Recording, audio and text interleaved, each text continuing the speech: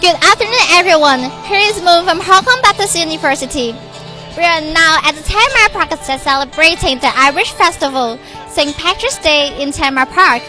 So we can see that people drink beer and have some relaxation, and they eat, and they have watching the Irish dance and the Irish music, listening to the Irish music here.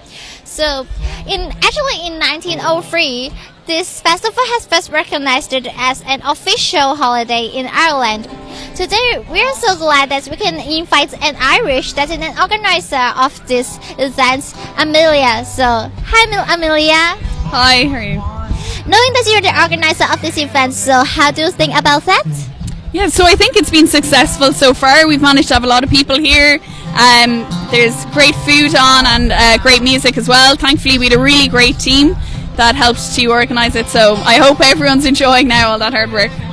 Yeah, so how important do you think this festival to the Irish in Hong Kong?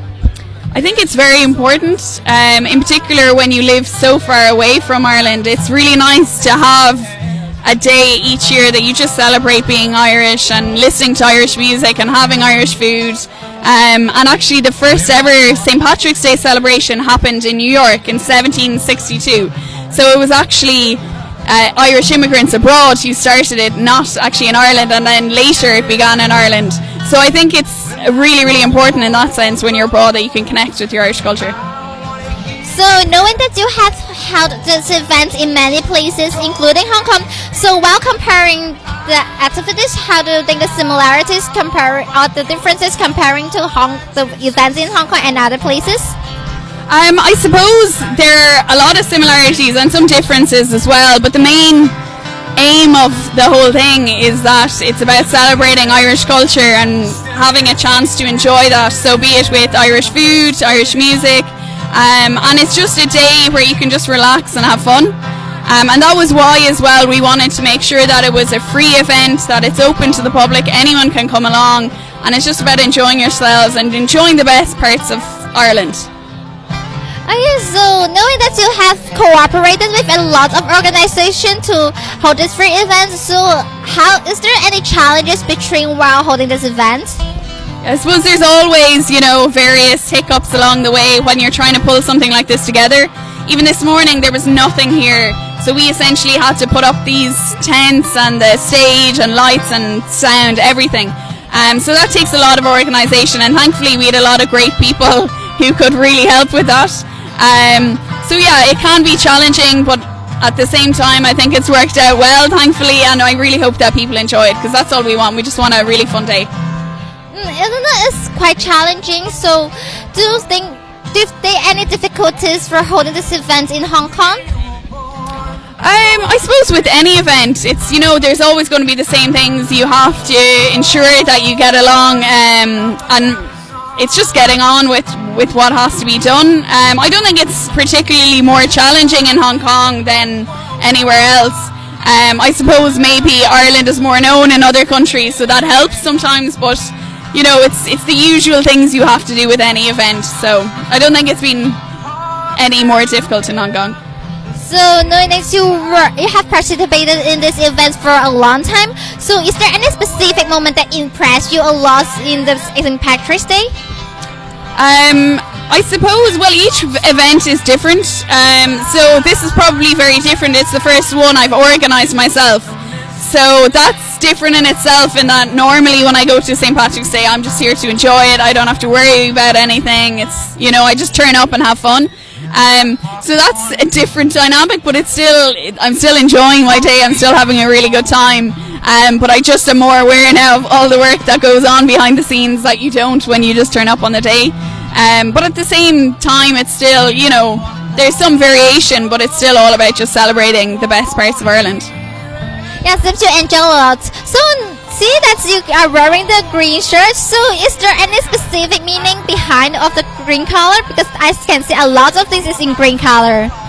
Well, I suppose green has become a symbol of Ireland in a way, and we say that Ireland has 40 shades of green because it's just such a lush, lovely green country. And also green is on our flag.